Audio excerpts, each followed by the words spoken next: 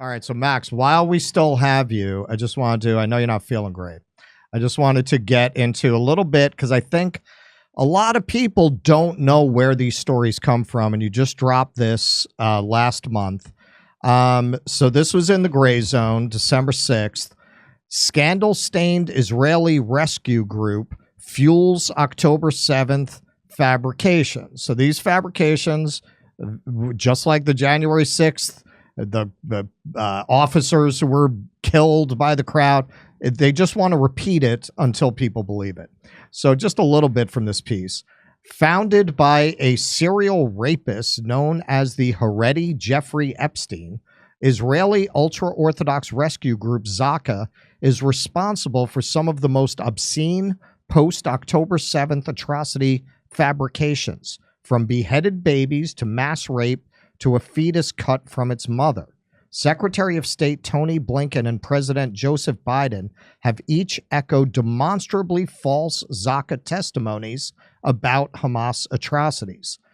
Marred by allegations of financial fraud, Zaka is leveraging October 7th publicity to raise unprecedented sums of cash.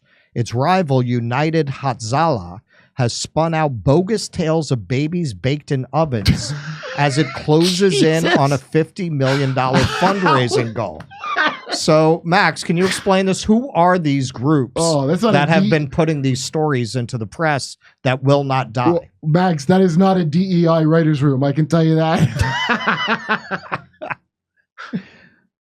Well, these are the groups that are responsible for the majority of the lies that have been spun out since October 7th that have been discredited, but which everyone from Joe Biden to Tony Blinken to CNN have pumped out to the public to consolidate the narrative and gain the political support Israel needed to go in and blow up 80% of the homes in Gaza, at least 80% of the homes in northern Gaza. These are, I mean, it's all summed up there pretty well. The southern commander of Zaka, it's a supposed rescue group. And whenever you hear about testimonies from rescuers in U.S. media, they're always referring to them and specifically this character, Yossi Landau.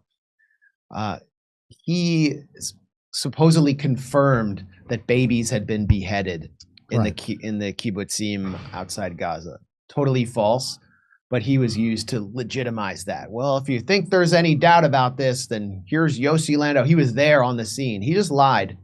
Right. He cooked up completely the story of a fetus cut out of a pregnant woman, which was repeated widely. And then Tony Blinken, when he testified before the Senate and was asked, Senate Foreign Relations Committee was asked, why don't you call for a ceasefire now? Like 15,000 are dead. He said, because we know about a mother who was mutilated and her children had their hands and legs cut off, and then they were burned alive while the terrorists ate lunch in the next room, which is completely false, made up. It was made up by Yossi Landau. What's that? What are they having? Go on. Yeah, I mean, no, I heard it's so that absurd story. that you want to. It's so absurd it like tempts humor, but I mean the reality is, in many cases, when he's describing finding families that were burned, in many cases they were actually shelled by Israeli tanks, and this is pretty well confirmed. So Landau's a complete fraud. He said that anyone who questions him should be killed like the Hamas terrorists. So I guess he wants me to be killed. Zaka, the organization, as mentioned there, was founded by Yehuda Meshi Zahav, who is well known in the very closed-off Israeli ultra-Orthodox community in Jerusalem as the Haredi Jeffrey Epstein, or the Orthodox Jeffrey Epstein, because he really enjoyed raping boys and girls.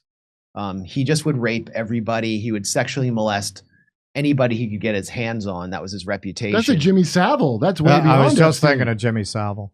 He obviously had some kind of psychosexual disorder like Jimmy Savile, and he was so powerful that he would threaten his victims, and they were terrified of him because of the power he had in the Orthodox community.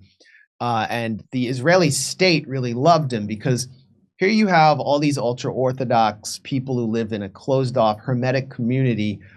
They don't want to do military service. They don't really want to participate in the state. And this guy, Meshi Zahav, he creates an organization that actually is willing to work with the Israeli army and willing to work with the foreign ministry. And what they do is they go out and collect body parts and make sure they get a proper Jewish burial, like if there's a car accident or in a war.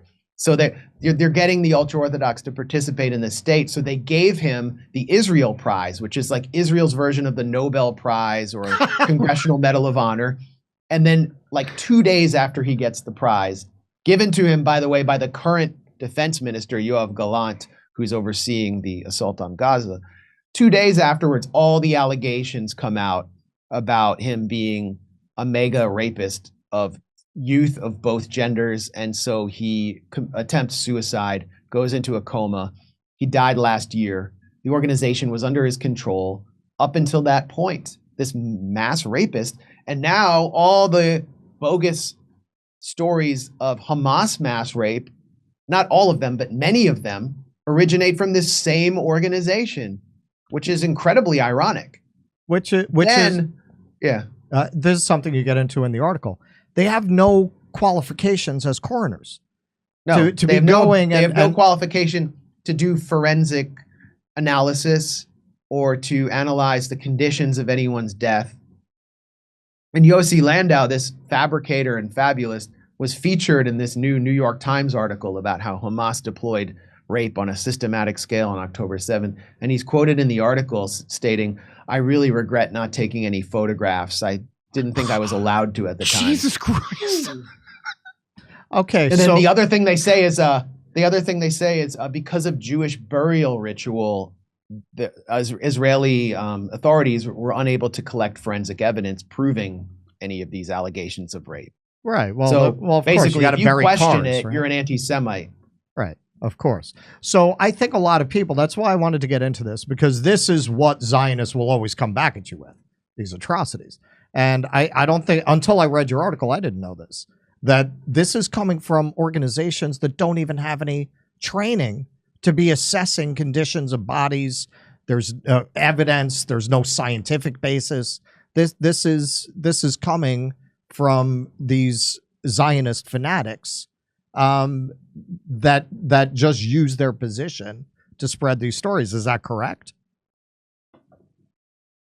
They are incentivized to do so. I mean, the other story of the baby baked in an oven, which clearly evokes the Holocaust, right, was deployed by the director of the competitor to Zaka, United Hatzalah. It's basically like if there's a bad road wreck in Israel and a death, right, these organizations will all race out and they're all competing to get the body parts and then to say that they helped with the burial. And you'll have all these ultra-Orthodox guys just like coming out of nowhere on these little motorbikes with protective vests on. United Hatzalah is the other, Zaka wears red, they wear green. It's like the Sharks and the Jets. And so United Hatzalah, they went to Sheldon Adelson's casino in Las Vegas for the Republican Jewish Coalition's annual gathering, which is like, you get every NFL owner in the room and they just put up a ton of money. And he spins out this story, the director, Eli Beer, of a baby baked in an oven, just so that they would meet their fundraising goal. There was no evidence at all to support this claim. United Hatzalah had to issue a statement basically renouncing it, but it got around. Like, you just say this stuff, and if you talk to like your average liberal or conservative who follows occasionally follows the news, they'll have this in their vocabulary. That, it's horrible what's happening in Gaza, but I mean, what are they going to do? Like, all those women were raped. They burned children alive. Like, they beheaded kids. I mean, this is like ISIS. What are you going to do with them? Well, and there's big money in this. You were saying in the article they met their fundraising goal of $50 million. $50 million? Yeah, and they explicitly state on their page that they explicitly ask you to give them money to continue their work on October 7th. I mean, this is like the biggest fundraising bonanza for these groups. Wow. All right, Max, thank you very much for giving us so much of your time. I know you're not feeling well. Where can people find you? What do you want to plug? Yeah, I think everyone watching knows the Gray Zone, but if you don't, go to the site, thegrayzone.com, and sign up for our newsletter, and you'll get all of our investigative journalism and video delivered into your mailbox. Follow us on Twitter and to a certain extent on Instagram when we're not totally censored. And Yeah. our YouTube channel has some good demonetized, suppressed material as well. All right. So go hunting for that suppressed, shadow banned Gray Zone material on Instagram, YouTube, and of course on the Gray Zone site, where you'll find some great journalism. Max, it was great finally meeting you. You too, Russell, Keaton, and good seeing you, Kurt. Later, brother. Thanks so much. Hang in there. Thank you, man. Peace. Come see us do a live stand-up show. We'll be in Venice, California, Palmdale, California, Omaha, Des Moines, Milwaukee, Lansing, Bend, Oregon, Portland, Oregon, Seattle, Washington, Boston, Massachusetts, and we're going to Europe. Do you live in Europe? We're going to be there. Go to jimmydore.com for a link for all those tickets.